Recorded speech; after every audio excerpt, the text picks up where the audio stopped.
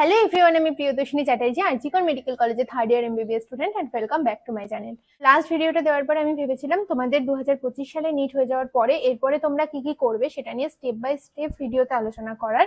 But আমি চেয়েছিলাম এই ভিডিওটাতে তোমরা এরপরে ড্রপ দেওয়া এবং না দেওয়া তোমাদের কি ওপিনিয়ন সেটা জানবো এবং আমার কি ওপিনিয়ন সেটা বলবো, সেই নিয়ে তোমরা আমাকে এই ভিডিওর কমেন্টে সেটা জানিও। বাট আমি এই ভিডিওটা করছি, তার রিজন হচ্ছে তোমরা যারা মোটামুটি মন স্থির করে নিয়েছো যে তোমরা আরেকবার চেষ্টা করবে, সেটা ড্রপ দিয়ে হোক অথবা পার্শিয়াল ড্রপ নিয়ে হোক, এই টপিকটা আমি আজকের জন্য পোস্টপোন রাখছি, পরের দিন বলবো। বাট আজকে একটু আর্জেন্ট ভাবে বলছি যে তোমরা যারা ড্রপ দেবে ডিসিশন নিয়েছো তারা কি রিসোর্সেস ফলো করবে, কারণ তোমাদের মধ্যে অনেকের ক্লাস শুরু হয়ে যাচ্ছে, তাই মানে ব্যাচটা শুরু হয়ে যাওয়ার পরে বলার তো কোনো মানে হয় না, সব জায়গাতেই এখন অ্যাডমিশন চলছে। আমি বলেছিলাম কয়েকদিন মানে অপেক্ষা করতে, বাট বিষয়টা হচ্ছে যারা মানে কোচিং ইনস্টিটিউট যদি শুরু করে দেয় সেখানে আমরা অপেক্ষা করতে পারি না, তাদের সাথে সমগতিতে আমাদেরও ছুটতে হবে। তো এই ভিডিওটাতে আমি আগে এটা নিয়ে আলোচনা করে দিচ্ছি, আর 2-3 দিনের মধ্যে আমি ওই ভিডিওটাও দিয়ে দেবো। যেটা বলার, তোমরা যখন মন স্থির করে ফেলেছো যে ড্রপ দেবে, তখন তোমাদের নিট প্রিপারেশনের জন্য একটাই পথ হতে পারে, সেটা কোচিং নেওয়া। সেটা অনলাইন হতে পারে, অফলাইন হতে পারে, বাট কোচিং নিতেই হবে। এটা কেউ ভাববে না যে আমি কোথাও কারোর সাথে কানেকশন রাখবো না, কেবলমাত্র নিজে বাড়িতে বসে বসে পড়বো, সেটা হয় না, তাহলে তোমরা ডিস্ট্রাক্ট হয়ে যাবে। এবার একটা সিচুয়েশন হতে পারে যে তোমাদের মধ্যে অনেকে হয়তো ছিলেন যারা 2024 সালে খুব ভালো রেজাল্ট করেছিলে নিটে। ভালো রেজাল্টের অর্থ ধরো মোটামুটি 570-80-র উপরে, এটা 24 সালের কথা আমি বলছি। সেই সময় পেয়েছিলে, অনেকেই ছিলে যারা 600, 610, 620 পেয়েছিলে, পেয়ে চান্স পাওনি, সেটা খুব আনফর্চুনেট। সেটা নিয়ে তো আমি আর মানে ভাবতেও চাই না, বলতেও চাই না। বাট তারপরে তোমরা অনেকে ড্রপ দিয়েছিলে যে তোমাদের অনেকের খুব ভালো মার্কস ছিল, তারপরে তোমরা এই বছরের জন্য ড্রপ দিলে, ভাবলে এবছর হয়ে যাবে, এবছর আরেকটা মানে কি বলবো মাথার উপর নেমে এলো। আর এই বছরে অথবা যারা 24 সালে দাওনি, এই বছরেই প্রথমবার ড্রপ দিয়েছিল অথবা প্রথম অ্যাটেম্প ছিল, তাও ঠিকঠাক স্কোর আসছে তোমরা বুঝতে পারছো, কিন্তু শিওর হতে পারছো না এখনো পর্যন্ত যে সিলেকশন হবে কিনা, অথবা হয়তো সিলেকশন মানে একটুর জন্য হবে না, এরকমও তোমাদের অনেকের সিচুয়েশন হতে পারে। অর্থাৎ যারা পুরোপুরি প্রিপারেশন করেছিলে, যাদের সমস্ত নোট তৈরি করা আছে, সবকিছু রেডি ছিল, মক টেস্টে ভালো নাম্বার আসতো, তারপরেও কোনো কারণে গিয়ে সিলেকশন হচ্ছে না, এবং তোমাদের মধ্যে যারা চাইছো যে আমার মানে একবার ড্রপ দেওয়া উচিত, দিয়ে আমি দেখি কি হয়, বা এইটা কোনো কারণে ছাড়তে পারছো না, তো তাদেরকে আমি বলবো তোমরা যদি চাও তো কোচিং এ তোমাদের যদি লং নোট ভালো করে করা থাকে তাহলে তোমরা সেটা স্কিপ করতে পারো। তার কারণ হচ্ছে ধরো এখন যেসব কোচিং শুরু হবে সব জায়গায় আবার ইউনিট অ্যান্ড ডাইমেনশন থেকে মানে শুরু হবে, তোমরা তোমাদের মধ্যে রিভিশন দিতে পারো, এবং কোশ্চেন ধরো তোমাদের কিছু গ্যাপ থেকে গেছে বলে তো এবছরে হয়তো মানে কাছাকাছি গিয়েও আটকে যাবে বা কিছু, সেই ক্ষেত্রে তোমরা আরেকটু অ্যাডভান্স লেভেলের কোশ্চেন এখন থেকে করা প্র্যাকটিস করে দাও।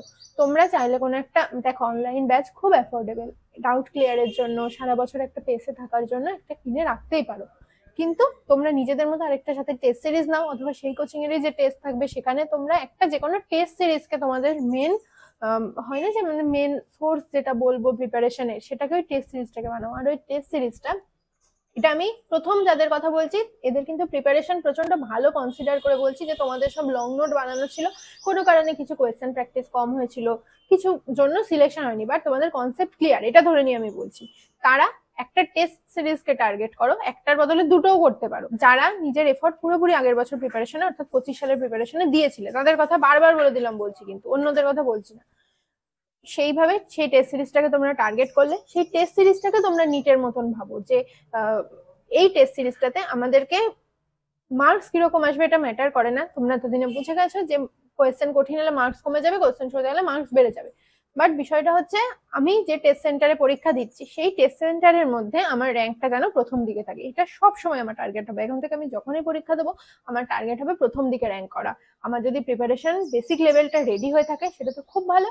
সেই ক্ষেত্রে আমরা কি করব, আরেকটু আমরা লেভেল 3 টাইপের যেসব কোয়েশ্চেন আছে, নিটের প্রিভিয়াস ইয়ার কোয়েশ্চেন আমি ধরে নিয়েছি তোমরা ভালো প্রিপারেশন নিয়েছিলে মানে করেছো, সেগুলো আরেকবার রিভিশন দিলাম, আরেকটু হাই লেভেলের কোয়েশ্চেন প্র্যাকটিস করলাম। প্রত্যেকটা সাবজেক্টে আমি এরকম ভাবে প্রিপারেশন নিতে থাকবো, ওই টেস্ট সিরিজটাতে একটা বা দুটো যেটাই হোক আমি যেন খুব ভালো রেজাল্ট করি সারা বছর ধরে, এটা আমার টার্গেট থাকবে।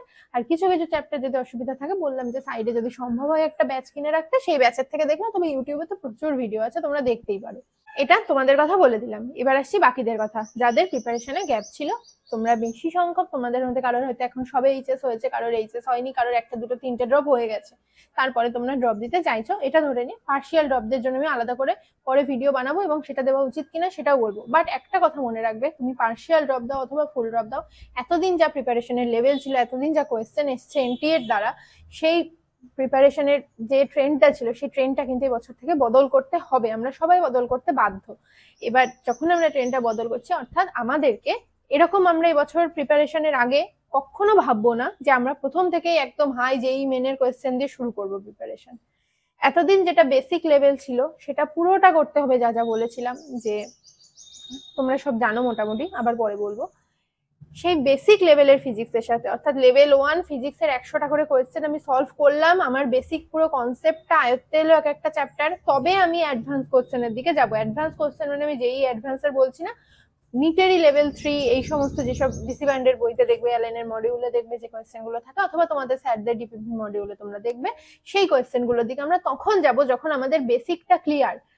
যখন সহজ কোয়েশ্চেন আসবে তখন মোটামুটি 150-60 পাওয়ার মতো প্রিপারেশন হয়ে গেলে তখন আমি মানে অ্যাডভান্সের কথা চিন্তা করতে পারি, কারণ আমি মানে চ্যাপ্টারটার কনসেপ্ট নেই, আমাকে 1000 কঠিন কোয়েশ্চেন ধরিয়ে দিলেও আমি সেটা পারবো না, কিন্তু সেটা প্রত্যেকটা সাবজেক্টে। আগে এনসিইআরটির প্রতিটা লাইন বায়োলজি আমি বুঝবো, সেইগুলো আমার যখন ভুল হবে না তখন আমি আরেকটু কঠিন কোয়েশ্চেনের দিকে যাব। প্রথমেই যদি আমি কঠিন কোয়েশ্চেন নিয়ে বসে যাই আমার কিন্তু আরো গন্ডগোল হয়ে যাবে, এটা আমি এখন থেকে বলে দিলাম, কারণ তোমরা সবাই এবছর ওটাই মানে মেন টার্গেট করবে যে কঠিন কোয়েশ্চেন এসছে মানে আমি কঠিন কোয়েশ্চেনটা দিয়ে শুরু করব।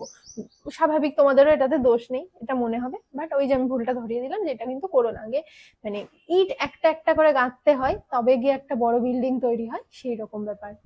এবার আসি প্রিপারেশনের সোর্সটা কি হবে। তোমরা যারা চাও অফলাইনে গিয়ে পড়তে, এখন একটা হঠাৎ দেখলাম যে এটা নিয়েও শুরু হয়েছে যে অনলাইন পড়ে নাকি আর কিছু হবে না, এখন থেকে অফলাইন পড়তে হবে, বিষয়টা সেরকম একদম না। ডেফিনেটলি যারা অফলাইনে পড়ে তাদের যারা অনেক বড় বড় ব্যাচে পড়ে বাইরে কোটাতে, তাদের জন্য অনেক সুযোগ সুবিধা থাকে। যদি তোমরা কেউ অফলাইনে পড়তে যাও তাহলে তোমরা একটা জিনিস সাবধান করে দিচ্ছি, অফলাইন মানেই সেখানে গিয়ে প্রচন্ড ভালো ব্যাচে টিচার সব ব্যাচে অ্যালট হয়ে যায় এরকম না। তোমার ব্যাচে কোন টিচার অ্যালট হচ্ছে সেটা কিন্তু তোমার লাক, সব ব্যাচে ভালো টিচার পাওয়া যায় না, সেটা অনলাইনের একটা বিশাল সুবিধা যে অনলাইনে আমরা আমাদের পছন্দের টিচারের কাছে পড়তে পারি, বাট ওই ডিস্ট্রাক্ট হয়ে যায় আমরা বছরের মাঝে, এগুলো মেন অসুবিধা।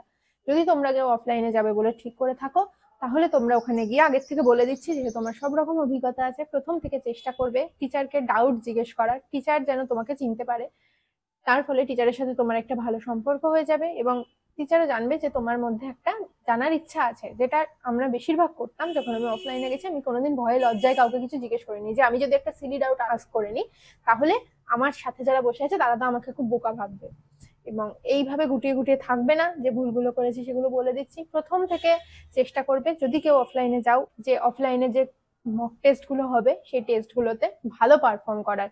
ওখানে 4টে 5টা 6টা টেস্ট হয়ে যাওয়ার পরে তুমি দেখতে পাবে যে যারা ভালো রেজাল্ট করেছিল প্রত্যেকটা মক টেস্টে তাদের নিয়ে কিন্তু একটা সেপারেট ব্যাচ খুলে দেওয়া হবে, ব্যাচ না খুললেও সেপারেট তাদের জন্য কিছু ক্লাস রাখা হবে এবং তাদের মধ্যে থেকে সিলেকশনের জন্য চেষ্টা করা হবে। এই জিনিসটা কিন্তু ওখানে করা হবে, তাই আগে থেকে বলে দিচ্ছি যে যাবে সে প্রথম থেকে ভালো র্যাঙ্ক করার চেষ্টা করবে। এটা আমি সব কোচিং ইনস্টিটিউট সম্বন্ধে তো আমি জানি না, অফলাইনেও আমাদের সময়তে যেগুলো ছিল তোমরা সবাই জানো, সেই কোচিং মানে যেগুলো মেন ছিল সেগুলো সম্বন্ধে বললাম, এটা ওখানকার ট্রেন্ড, এটা ওখানে হয়।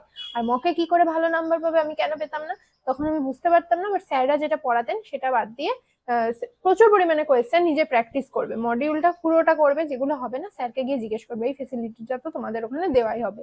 তো মানে মোট কথা হচ্ছে তোমাদেরকে সবার সাথে ইন্টারেক্টিভ থাকতে হবে, যা যা ডাউট হবে, যা যা পারবে না, ফিজিক্সের অনেক কিছু হয়তো পারবে না প্রথম দিকে, সেগুলো গিয়ে জিজ্ঞেস করে নেওয়া কি করে করছে, প্রবলেম সলভ করা, এটা হলো মেন কথা। যত তুমি এমসিকিউ করবে একটা থিওরি পড়ার পরে একটা চ্যাপ্টারে, তত তুমি মক টেস্টে ভালো নাম্বার পাবে, এটা হলো মেন কথা। এবারে আসি যারা আমার মতন অনলাইন ছাড়া গতি নেই, বুঝতেও পারতাম না আমি অফলাইনে কি হচ্ছে না হচ্ছে, অনেক ভুল ভ্রান্তি করেছিলাম, তারপরে অনলাইনে ডিসিশন নিই এবং অনলাইন না থাকলে আমি কোনোদিনও নিতে চান্স পেতাম না, এটা আমি অনেকদিন আগে মনে হয় একটা ভিডিওতে বলেছিলাম।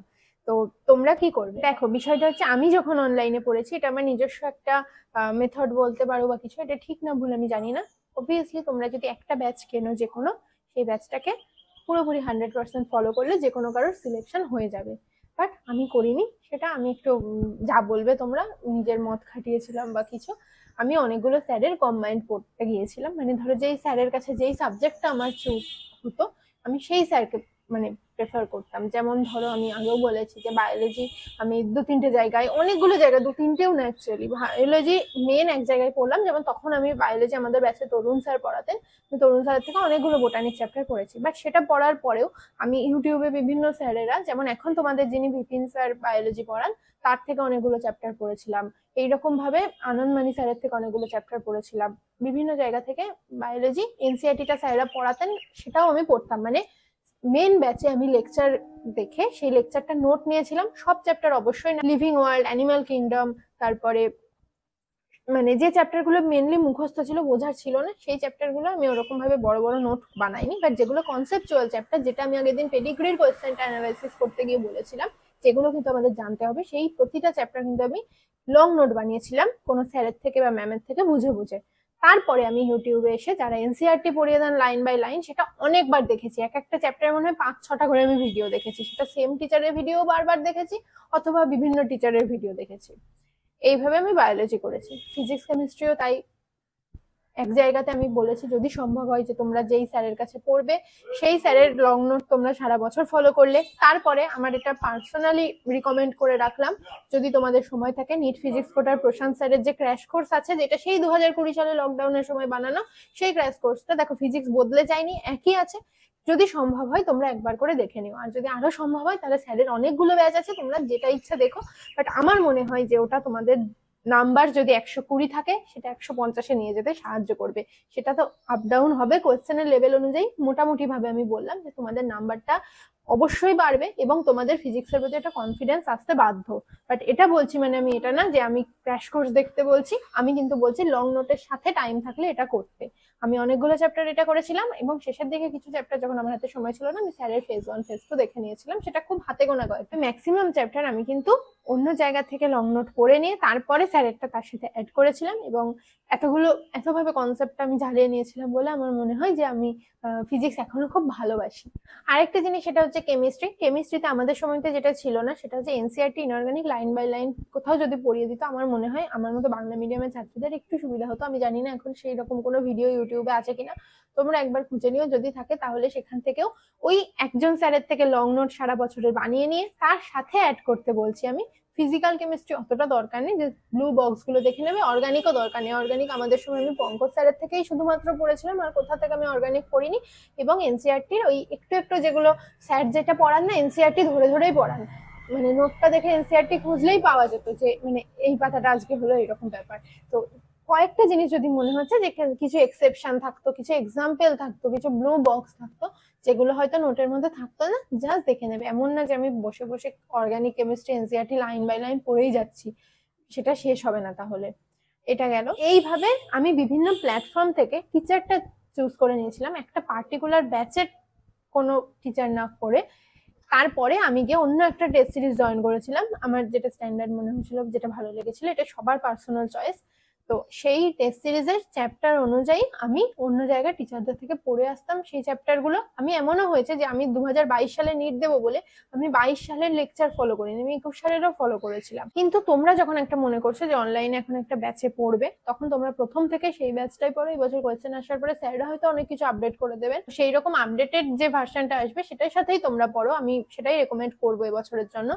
কিন্তু তার সাথে ওই যেটা বললাম যে যদি সম্ভব হয় একটু অন্য কোথাও থেকে একটু অ্যাড করো, জাস্ট তোমার যে কন্টেন্ট তার সাথে একটু অ্যাড, তাহলে দেখবে অন্যদের থেকে তুমি একটু এগিয়ে থাকবে। এটা সবাই করতে পারবে না, কেউ কেউ করবে, 100 জনে একজন করবে, সেই জন্য আমি এটা বলে রাখলাম।